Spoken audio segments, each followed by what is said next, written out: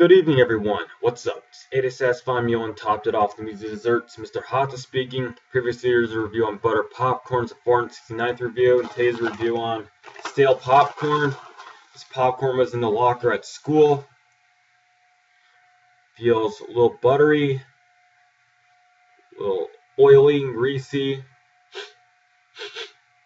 Smells slightly buttery, a little yellow and white color. Feels very soft. Well, let's give this a taste. Very soft, not crunchy at all. It can kind of dissolve in one's mouth. That's all to say for this review. Overall 10 out of 10. See one on the 470th review.